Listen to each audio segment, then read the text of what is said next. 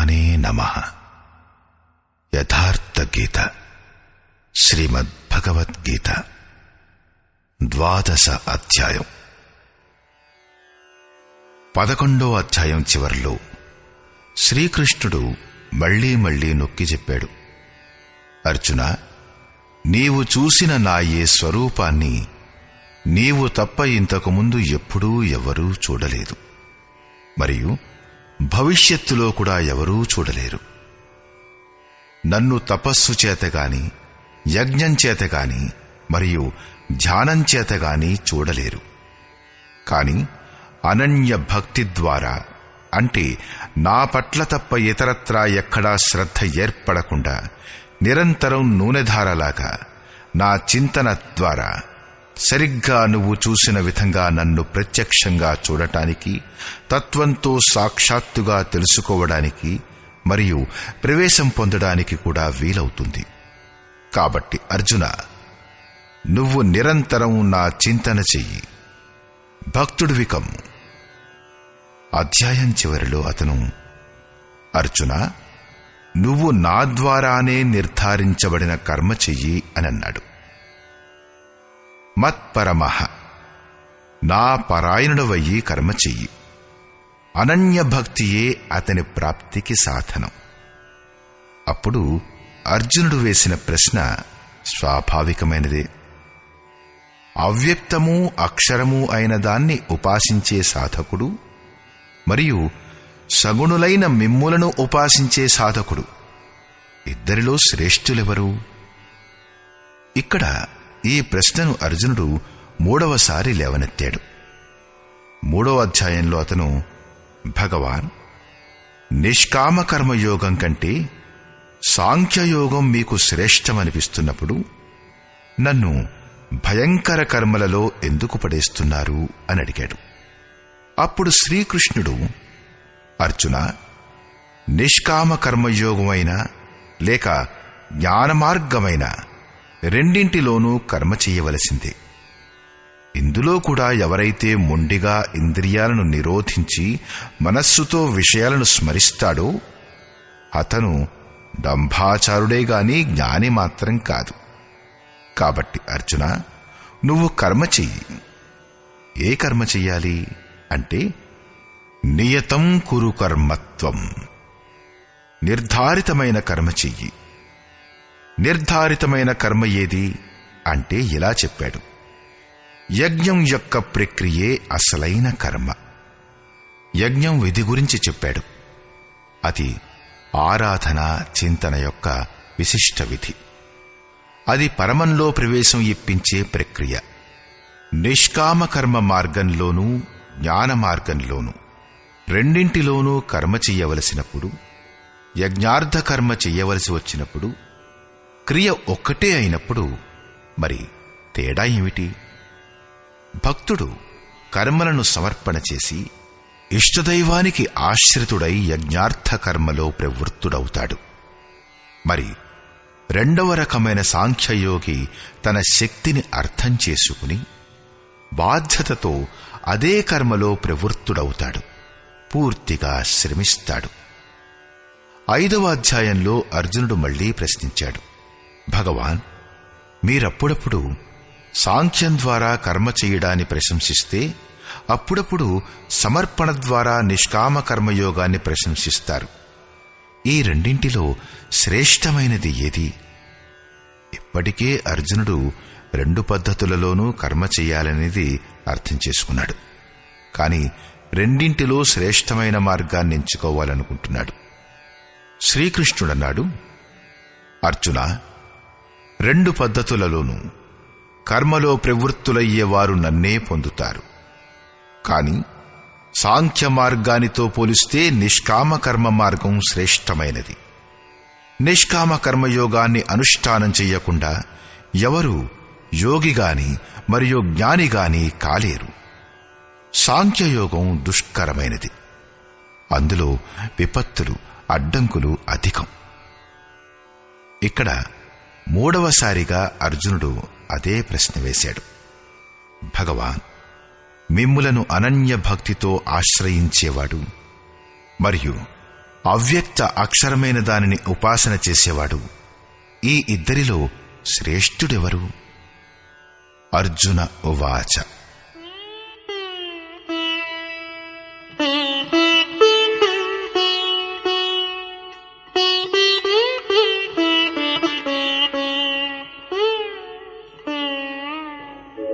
ఏవం సతతయుక్తాయే భక్తాస్త్వాం పర్యుపాసతే ఏ చాప్యక్షరమవ్యక్తం తేషాం కే యోగవిత్తమాః. ఏవం అంటే ఈ ప్రకారంగా ఇప్పుడిప్పుడే మీరు చెప్పిన విధి విధానం ప్రకారంగా అనన్య భక్తితో మీ శరణుజొచ్చి మీచే నిరంతరం సంయుక్తుడై మిమ్మల్ని చక్కగా ఉపాసించేవారు ఒక రకం. రెండో రకం వారు మీ శరణు పొందకుండా స్వతంత్రంగా తమ విశ్వాసంతో మీరు స్థితులై ఉన్న అక్షయం అవ్యక్తమైన స్వరూపాన్ని ఉపాసిస్తారు. ఈ రెండు రకాల భక్తులలో ఉత్తముడైన యోగవేత్త ఎవరు? అప్పుడు యోగేశ్వరుడైన శ్రీకృష్ణుడన్నాడు. శ్రీ భగవానువాచ.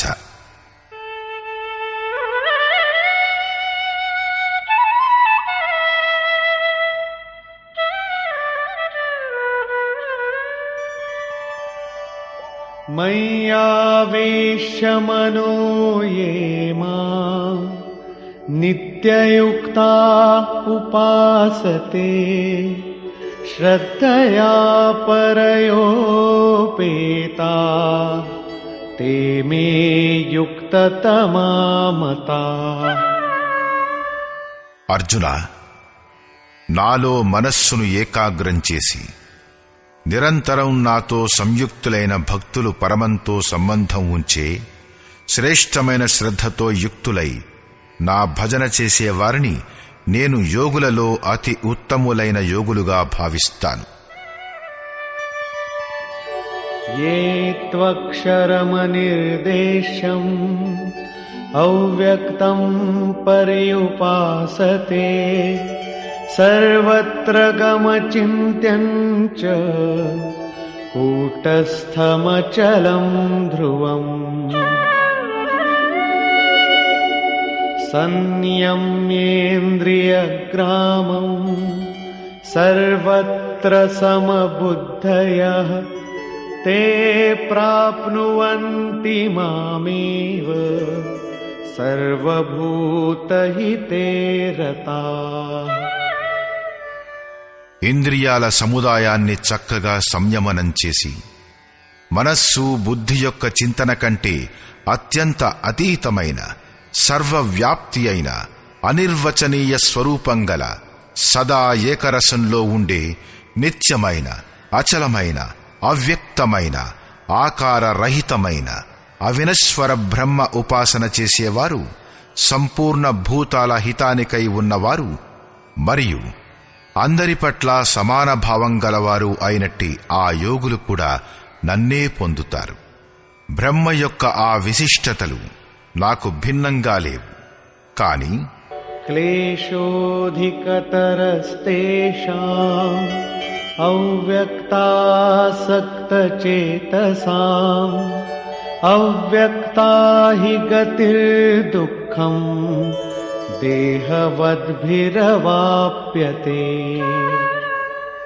ఆ అవ్యక్త పరమాత్మ పట్ల ఆసక్తి ఉన్న చిత్తంగల పురుషుల సాధన క్లేశంతో కూడుకున్నది. ఎందుకంటే దేహాభిమానులచే అవ్యక్త విషయక గతి దుఃఖపూర్వకంగా ప్రాప్తిస్తుంది. దేహం యొక్క స్పృహ ఉన్నంత వరకు అవ్యక్తం యొక్క ప్రాప్తి దుష్కరమైనది. యోగేశ్వరుడైన శ్రీకృష్ణుడు ఒక సద్గురువు. అవ్యక్తమైన పరమాత్ముడు అతనిలో వ్యక్తమయ్యాడు.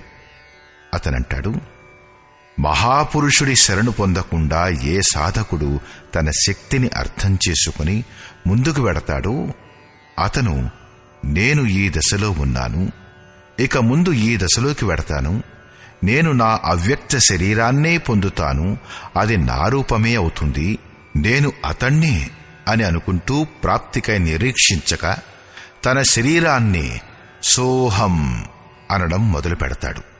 ఇదే ఈ మార్గంలో అన్నింటికంటే గొప్ప అడ్డంకి. అతను దుఃఖాలయం అశాశ్వతం చుట్టూ తిరుగుతూ ఉంటాడు.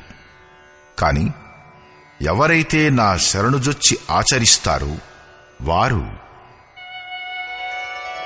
ये तु सर्वाणि कर्माणि मयि सन्न्यस्य मत्पराः अनन्येनैव योगेन मां ध्यायन्त उपासते. ఎవరైతే నా పరాయణులై సంపూర్ణ కర్మలను అంటే ఆరాధనను నాకర్పించి అనన్యభావంతో యోగం అంటే ఆరాధనా ప్రక్రియ ద్వారా నిరంతరం చింతన చేస్తూ భజన చేస్తారో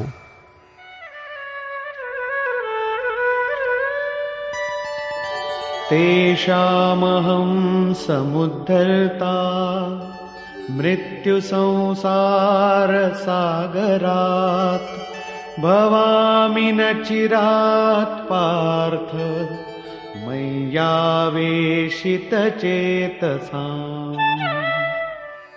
కేవలం నాలోనే చిత్తాన్ని ఉంచిన ఆ భక్తులను నేను శీఘ్రంగానే మృత్యురూపమైన సంసార సాగరం నుండి ఉద్ధరిస్తాను. ఈ ప్రకారంగా చిత్తాన్ని నిలపడానికైన ప్రేరణ మరియు దాని విధిని గురించి యోగేశ్వరుడు వివరణ ఇస్తాడు.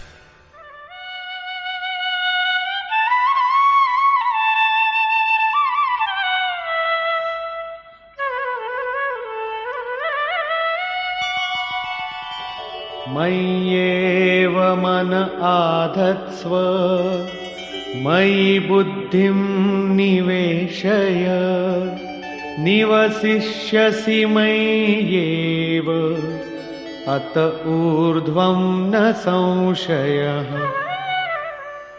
కాబట్టి అర్జున, నువ్వు నాలోనే మనసు పెట్టు, నాలోనే బుద్ధి ఉంచు. ఆ తరువాత నువ్వు నాలోనే నివసిస్తావు. ఇందులో ఏమాత్రం కూడా సంశయం లేదు. మనస్సు మరియు బుద్ధిని స్థిరం చేయలేకపోతే అప్పుడు అర్జునుడు ఇంతకుముందన్నాడు, మనస్సుని ఆపడాన్ని నేను వాయువులాగా దుష్కరం అనుకుంటున్నాను అని. అప్పుడు యోగేశ్వరుడైన శ్రీకృష్ణుడు ఇలా అన్నాడు,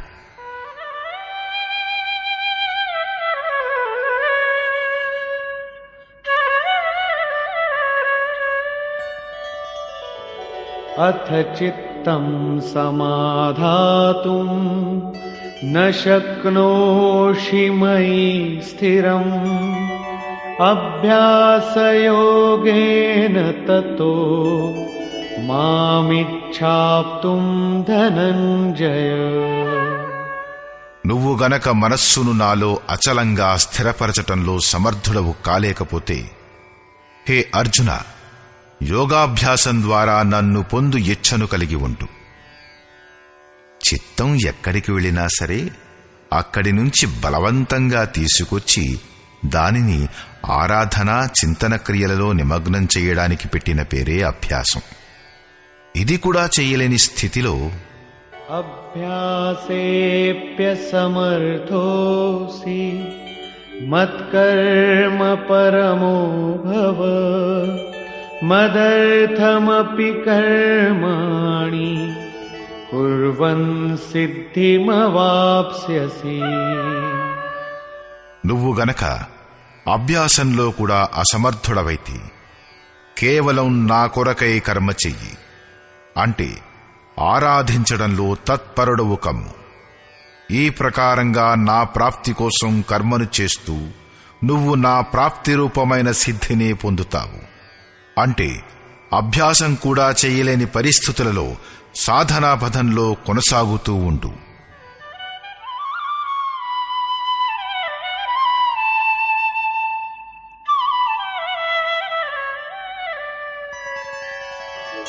అథైతదప్యశక్తోసి కర్తుం మద్యోగమాశ్రితః సర్వకర్మఫలత్యాగం ततः कुरु यतात्मवान्।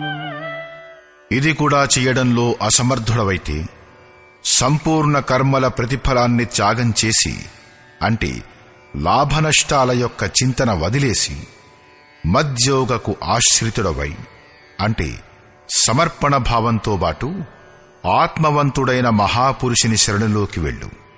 అతని వలన ప్రేరితమై కర్మ స్వతహాగానే జరగడం మొదలవుతుంది. సమర్పణ భావంతో బాటు కర్మఫలాన్ని త్యాగం చేయడం యొక్క మహత్వాన్ని గురించి చెబుతూ యోగేశ్వరుడైన శ్రీకృష్ణుడు ఇలా అంటాడు: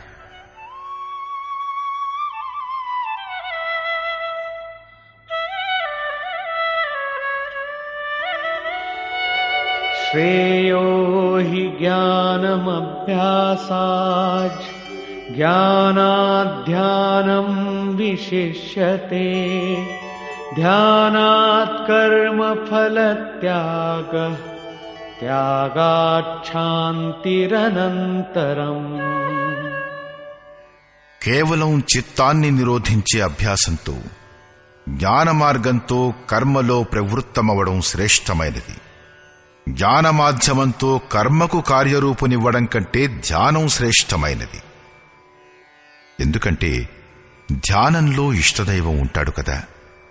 ధ్యానం కంటే కూడా సంపూర్ణ కర్మల ఫలాన్ని త్యాగం చేయడం శ్రేష్టమైనది. ఎందుకంటే ఇష్టదైవం పట్ల సమర్పణ భావంతో పాటుగా యోగంపై దృష్టి ఉంచుతూ కర్మఫలాన్ని త్యాగం చేయడం చేత అతని యోగక్షేమాల బాధ్యత ఇష్టదైవానిదైపోతుంది. కాబట్టి ఈ త్యాగంతో అతను వెంటనే పరమశాంతిని పొందుతాడు. ఇప్పటి వరకు యోగేశ్వరుడైన శ్రీకృష్ణుడు చెప్పిందేమిటంటే, అవ్యక్తం యొక్క ఉపాసన చేసే జ్ఞాన మార్గుని కంటే సమర్పణ భావంతో బాటు కర్మను చేసే నిష్కామ కర్మయోగి శ్రేష్టమైనవాడు. ఇద్దరూ ఒకే కర్మను చేస్తారు, కాని జ్ఞాన మార్గుడికి దారిలో అడ్డంకులు ఎక్కువ. అతని లాభనష్టాల బాధ్యత అతనిదే అయి ఉంటుంది. అలా కాక సమర్పితుడైన భక్తుడి బాధ్యత మహాపురుషునిపై ఉంటుంది. కాబట్టి అతను కర్మఫలత్యాగం ద్వారా శీఘ్రంగానే శాంతిని పొందుతాడు. ఇప్పుడు శాంతిని పొందిన పురుషుని లక్షణాలను గురించి చెప్తాడు.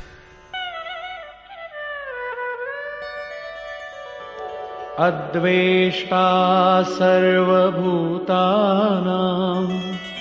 మైత్రః కరుణ ఏవ చ నిర్మమో నిరహంకారః సమదుఃఖ సుఖ క్షమీ. ఈ ప్రకారంగా శాంతిని పొందిన ఏ పురుషుడైతే భూతాలన్నింటి పట్ల ద్వేషభావరహితుడో, అందరినీ ప్రేమించువాడో, మరియు కారణరహితంగా దయాళుడో, ఎవరైతే మమతచే రహితుడో, అహంకారంచే రహితుడో, సుఖదుఖాలలో సమానత్వం గలవాడో, మరియు క్షమించగలవాడో,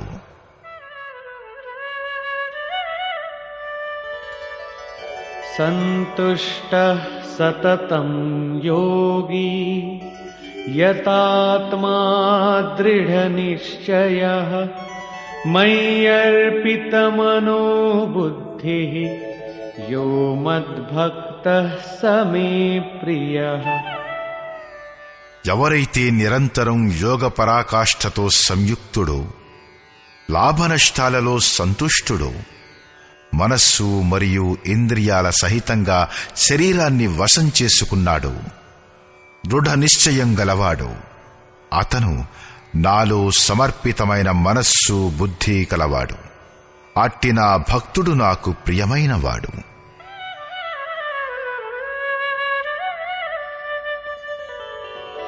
యస్మాన్నో ద్విజతే లోకో లోకాన్నో ద్విజతే చ యః హర్షామర్షభయోద్వేగైర్ ముక్తో యః స చ మే ప్రియః. ఎవరి వలన ఏ జీవి కూడా ఉద్వేగాన్ని పొందడో, ఎవరైతే తను కూడా ఏ జీవి వలన ఉద్విగ్నుడు కాడో, హర్ష సంతాప భయాలు విక్షోభాలు లేనివాడు, ఆ భక్తుడు నాకు ప్రియమైనవాడు. సాధకులకు ఈ శ్లోకం అత్యంత ఉపయోగకరమైనది. వారు ఈ రకంగా ఉండాలి. వారి వలన ఎవరి మనస్సు కూడా కష్టం కలగకూడదు. ఇంత మాత్రం సాధకుడు చెయ్యగలడు. కాని ఇతరులు ఇలాంటి ఆచరణ చెయ్యరు. వారు సంసారులు, వారు అగ్నిని కురిపిస్తారు, ఎవైనా అంటారు.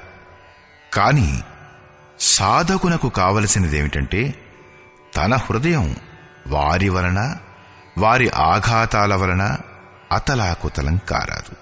చింతనలో, ఇష్టదైవంలో నిమగ్నుడై ఉండాలి. క్రమం తెగరాదు.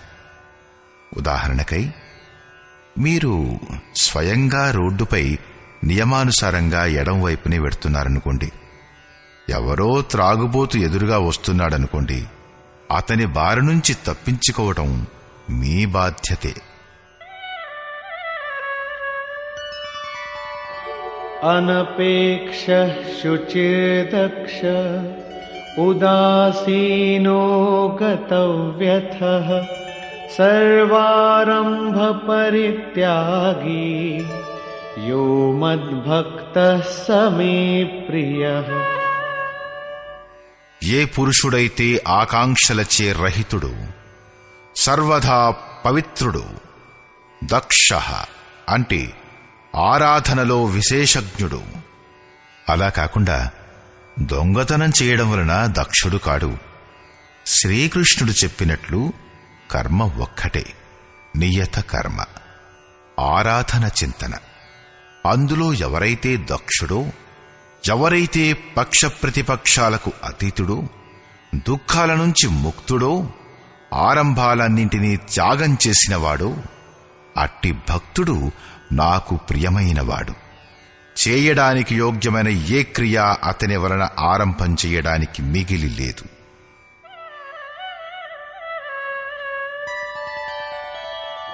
యో నరిష్యతి నద్వేష్టి నశోచతి నకాంక్షతి శుభాశుభ పరిత్యాగి భక్తిమాన్యః స మే ప్రియః.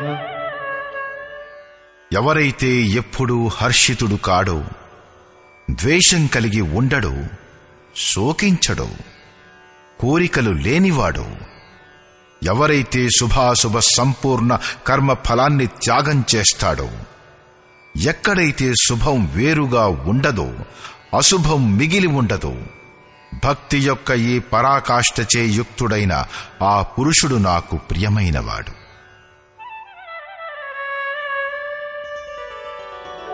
సమః శత్రౌ చ మిత్రే చ తథా మానాపమానయోః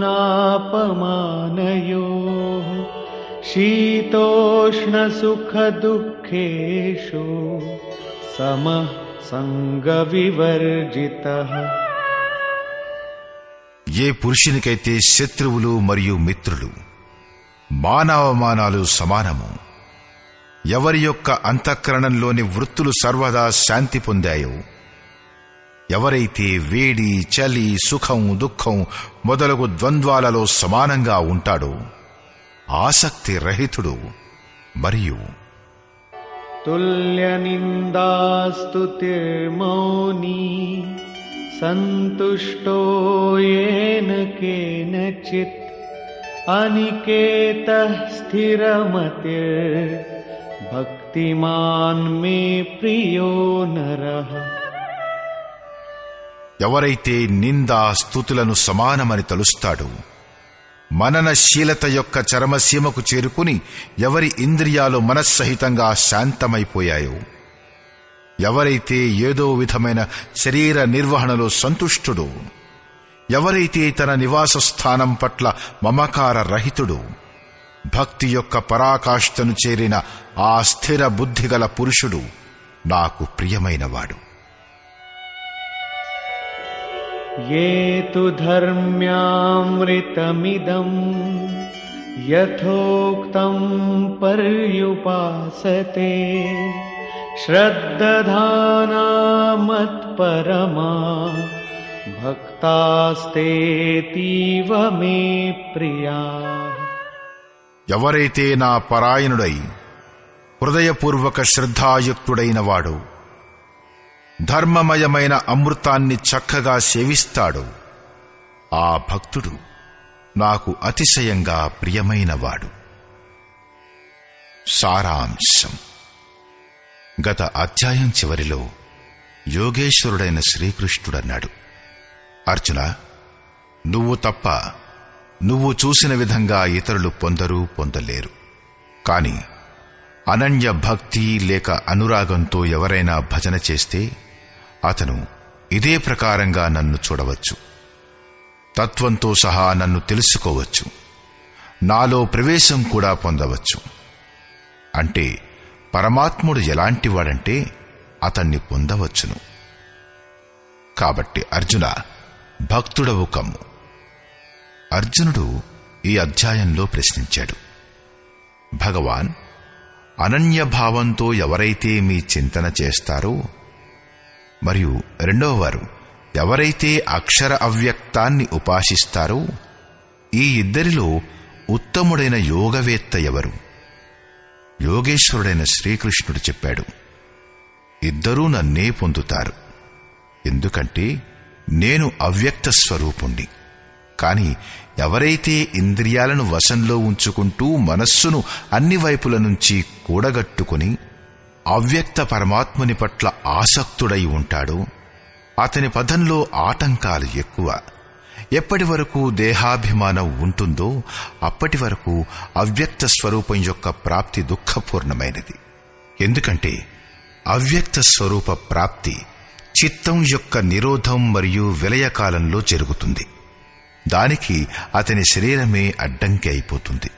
నేనున్నాను, నన్నే పొందాలి అంటూ తన శరీరం వైపు ఆసక్తుడైపోతాడు. అతను తడబడటానికి అవకాశం అధికం. కాబట్టి అర్జున, నువ్వు సంపూర్ణ కర్మలను నాకే సమర్పించు. అనన్య భక్తితో నా చింతన చెయ్యి.